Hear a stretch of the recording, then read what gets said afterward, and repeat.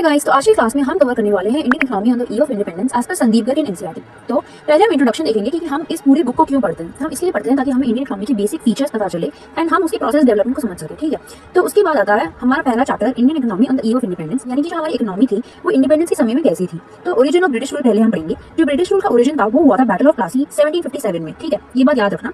And जो purpose था उनका मेन पर्पस बहुत कंफ्यूज टॉपिक है, क्योंकि हमें बचपन में समझाया जाता था कि वो लोगों को हमारे स्पाइसेस अट्रैक्टिव लगे थे, हमारे silk industry cotton industry, no doubt वो एक मेन रीजन हो सकता है। लेकिन इस चैप्टर में हमें एक्चुअल में खुलासा किया गया है कि उनका जो मेन रीजन ये था कि उन्हें अपने इकोनॉमिक इंटरेस्ट को सेटिस्फाई करना था।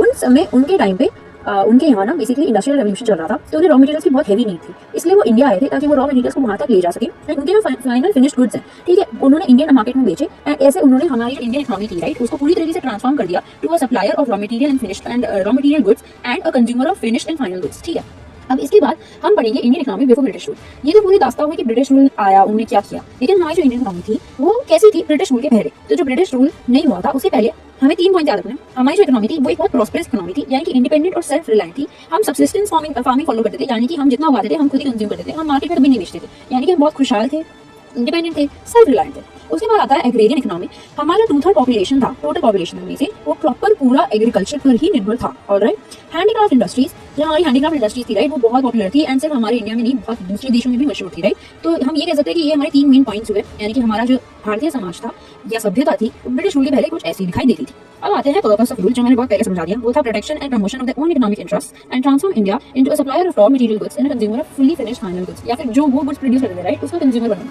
बेसिकली वो मार्केट एक्सपैंड कर रहे थे एंड अपने रॉ मटेरियल्स को चीप प्राइस पे लेके जाते थे। ये हम आगे जाके पढ़ेंगे हमारे दूसरे सेगमेंट में। फिलहाल ये तो एक इंट्रोडक्शन या फिर एक ब्रश अप टॉपिक जैसा हो रहा है। ठीक है, तो कॉलोनियलिज्म का मतलब क्या होता है? वो एक सिस्टम होता है political and social relationships between countries. ठीक है, 2 कंट्रीज मान लो, एक होती है रूरल कंट्री, दूसरी होती है कॉलोनियल कंट्री। ठीक है, यानी कि कॉलोनी मान लो। तो जो रूरल होता है ना वो बेसिकली उसको पूरा डोमिनेंस दिखाता है एंड कोई भी रूल्स अपने मन अकॉर्डिंगली बना देता है, चाहे वो पॉलिटिकल रूल्स हो या फिर इकोनॉमिक रूल्स हो। बेसिकली जो कॉलोनी होती है, राइट, उसको एक्सप्लॉइट किया जाता है या फिर वैसे रूल्स बनाए जाते हैं जो उसके फेवर में नहीं बल्कि दूसरी कंट्री के फेवर में। ठीक है, अब हम पढ़ेंगे low level of income and per capita. तो हमारी जो बेसिकली इकोनॉमी थी उसका जीडीपी पर कैपिटा या फिर पर कैपिटा इनकम ना कभी भी ब्रिटिशर्स ने कैलकुलेट करने की कोशिश नहीं की।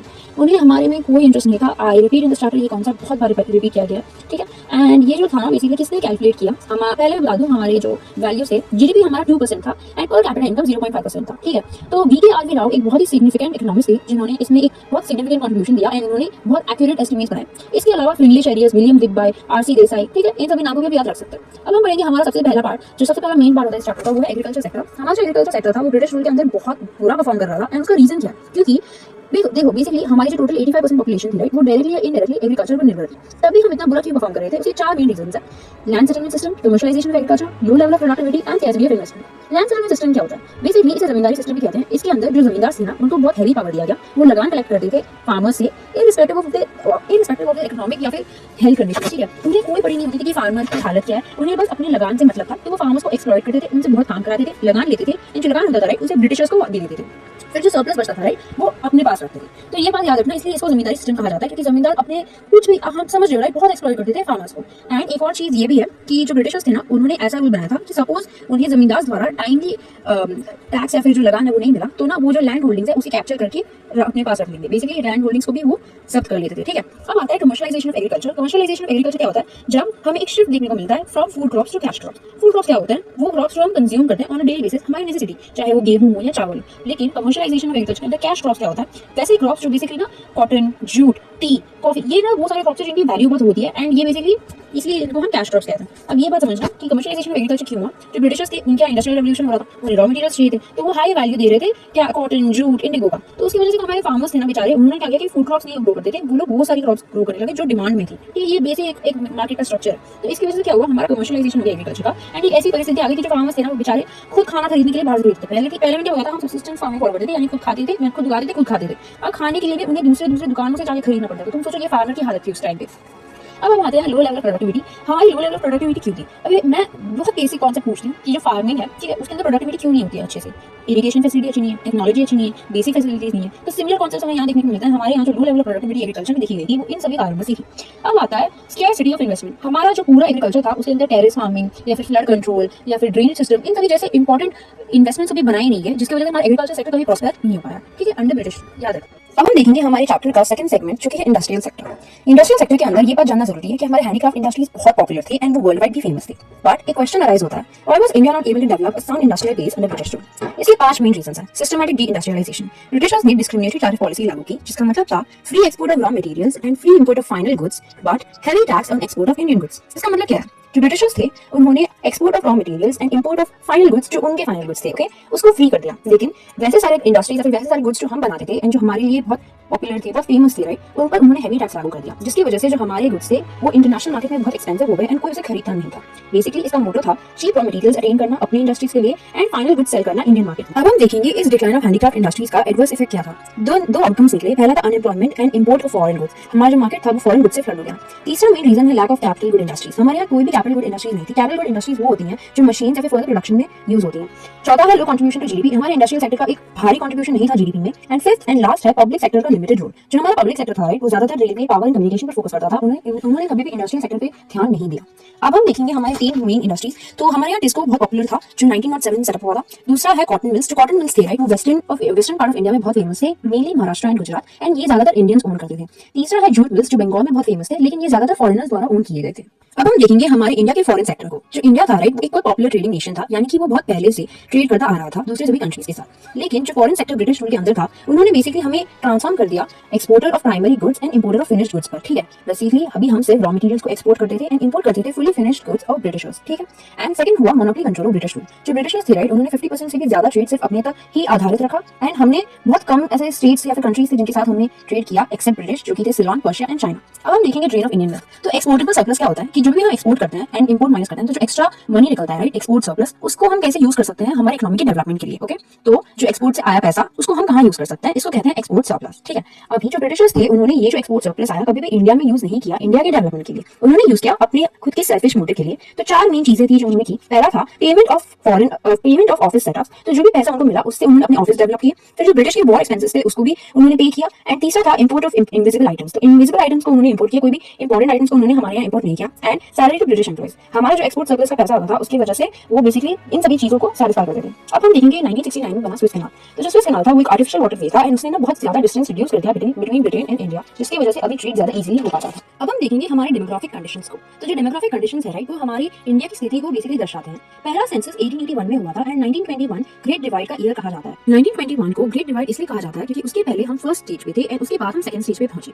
तो हमारे यहाँ high birth rate and death rate था। बर्थ रेट का मतलब होता है कि पर 1000 कितने बच्चे बॉर्न होते हैं एंड डेथ रेट का मतलब होता है 1000 बच्चे में से कितने बच्चे मर जाते हैं या फिर कितने अडल्ट या फिर पीपल मर जाते हैं। तो जो बर्थ रेट था वो 48 था एंड डेथ 40 था, तो ये बहुत हाई होता है। उसके बाद था एक्सट्रीमली लो लिटरेसी, हमारे यहाँ से 16% पॉपुलेशन लिटरेट थी एंड उसमें से 7% वुमेन थी, यानी कि आप देख सकते हो कि वुमेन का जो कंडीशन था वो कितना बुरा था हमारी लिटरेसी में। तो उसके बाद आता है पुअर हेल्थ एंड सैनिटेशन, हमारे यहाँ हेल्थ की फैसिलिटीज बहुत पुअर थी, यहाँ पे बहुत ज्यादा डिजीजेस होती थी एंड उसके लिए ना कोई इलाज करने के लिए भी नहीं था। सैनिटेशन का मतलब होता है बेसिक वाटर फैसिलिटीज या फिर क्लीनलीनेस, जो हमारे यहाँ नहीं था। हाई इन्फेंट मोरालिटी रेट, इसका मतलब क्या होता है कि पर 1000 बच्चों में से कितने बच्चे 1 ईयर भी सर्वाइव नहीं कर पाते।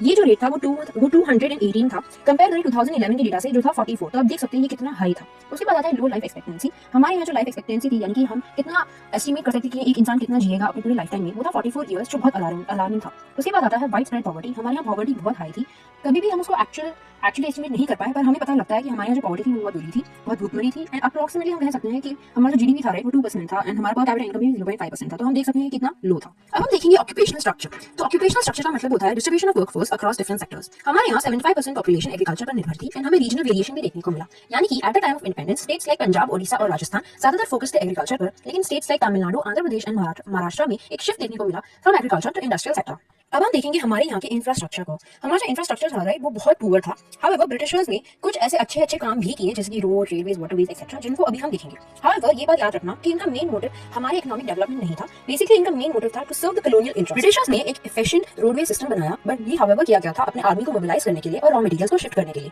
1850s में उन्होंने रेलवेज भी बनाए, जो उनका सबसे अच्छा या फिर मोस्ट इंपॉर्टेंट कंट्रीब्यूशन भी माना जाता है हमारे इंडिया में। हाउएवर ये इसलिए बनाया गया था ताकि वह जो अपने रॉ मटेरियल्स है राइट उसको इजीली एक्सपोर्ट कर सके या फिर पोर्ट्स तक पहुंचा सके। तो जो रेलवेज वो लॉन्ग डिस्टेंस को कवर करते थे एंड वो ब्रेक करते थे ज्योग्राफिकल एंड कल्चरल बैरियर्स को और प्रमोट करते थे नेशनल इंटीग्रेशन को। हाउएवर इसने ना कमर्शियलाइजेशन ऑफ इंडियन एग्रीकल्चर भी किया, क्योंकि अब एक्सपोर्ट करना ज्यादा इजी हो गया था इफेक्टिव रेलवे सिस्टम के कारण। अब आता है एयरवेज एंड वाटरवेज। उन्होंने एयरवेज एंड वाटरवेज भी डेवलप किया, क्योंकि ऑफ कोर्स अगर ट्रेड करना है, अगर उन्हें इंटरनेशनल मार्केट तक पहुंचना है या फिर अपने मार्केट तक पहुंचना है, तो उन्हें ये सभी चीजें डेवलप करनी पड़ेगी। एंड चौथा था कम्युनिकेशन। उन्होंने पोस्ट एंड टेलीग्राफ सिस्टम्स भी लाए हमारे यहाँ, but however it was done to maintain law and order in the economy. Okay guys, तो अब हम पहुंच चुके हैं हमारे मोस्ट इंपॉर्टेंट पार्ट पर, जो कि है पॉजिटिव कंट्रीब्यूशंस ऑफ ब्रिटिशर्स। तो हमें याद रखना है कि उन्होंने 5 मेन कंट्रीब्यूशंस किए। सबसे पहला था सेल्फ सफिशिएंसी इन फूड ग्रेन्स, क्योंकि ब्रिटिशर्स ने पहले, देखो मैंने कितनी बार बताया कि हम सब्सिस्टेंस फार्मिंग फॉलो करते थे, लेकिन अब ब्रिटिशर्स आए, उन्होंने हमें कमर्शियलाइजेशन दिखाया। उसकी वजह से जो हमारे इंडियन फार्मर्स थे उन्होंने सीखा कैसे हम मार्केट में पैसे कमा सकते हैं, एंड इसकी वजह से हमने सेल्फ सफिशिएंसी भी गेन की, क्योंकि अब हम ऐसे ज्यादा बेसिकली प्रोडक्शन करने लगे। उसके बाद आता है बेटर ट्रांसपोर्ट या फिर बेटर मींस ऑफ ट्रांसपोर्ट। उन्होंने रेलवेज, रोडवेज, एयरवेज, वाटरवेज, इन सभी को डेवलप करके हमें एक बेटर मींस ऑफ ट्रांसपोर्ट भी दिया। तीसरा आता है चेक ऑन फैमाइन्स। तो बेसिकली फैमाइन्स क्या होते हैं कि सपोज मान लो कि अभी हम राजस्थान में हैं, राजस्थान से हमें मुंबई जाना है, ठीक है, क्योंकि वहाँ पे कोई फैमाइन हुई या फिर वहाँ पे कोई बेसिकली नेचुरल डिजास्टर हुआ, तो उस टाइम पे हम रेलवेज के द्वारा इजीली पहुंच सकते थे। एंड क्योंकि हमारे पास सेल्फ सफिशिएंसी भी थी फूड ग्रेन्स में, तो हम ऐसी मदद भी कर पा रहे थे। Shift to monetary economy. पहले हम बार्टर सिस्टम बहुत फॉलो करते थे, लेकिन ब्रिटिशर्स के आने के बाद एक प्रॉपर मॉनेटरी सिस्टम एस्टैब्लिश हुआ, तो हमें एक शिफ्ट देखने को मिला, जो एक बहुत पॉजिटिव और अच्छी चीज होती है। उसके बाद इफेक्टिव एडमिनिस्ट्रेशन। ब्रिटिशर्स द्वारा हमने सीखा कि इफेक्टिव एडमिनिस्ट्रेशन कैसे किया जाता है, ठीक है। तो ये सभी 5 चीजें थी जो हमने उनसे अडॉप्ट की। एंड उसके बाद आता है state of Indian economy at the eve of independence. ये हमारे चैप्टर का एंड है, एंड इसके द्वारा हमें कंक्लूजन निकालेंगे कि हमारी जो इंडियन इकोनॉमी थी उसका स्टेट कैसा था। पहला था हमें कॉलोनियल इकोनॉमी बन चुके थे, यानी कि 200 इयर्स ऑफ हैवी रूल हमें दिखाई दे रहा था। हमारी इकोनॉमी थी वो बहुत हाई पॉवर्टी एंड बहुत एक बुरी स्टेट से गुजर रही थी। उसके बाद था सेमी फ्यूडल इकोनॉमी। बेसिकली जो ब्रिटिशर्स थे, राइट, उन्होंने जमींदारी सिस्टम के कारण landlord tenant relationships establish कर दिए थे। इंडस्ट्रीज के कारण कैपिटलिस्ट एंड लेबर रिलेशनशिप्स भी देखने को मिले थे। तीसरा है स्टैग्नेंट इकोनॉमी। हमारी इकोनॉमी थी वो बहुत स्टैग्नेंट या फिर बहुत स्लो थी। हमारा जो जीडीपी था वो 2% था, एंड हमारा पर कैपिटा इनकम 0.5% पर था।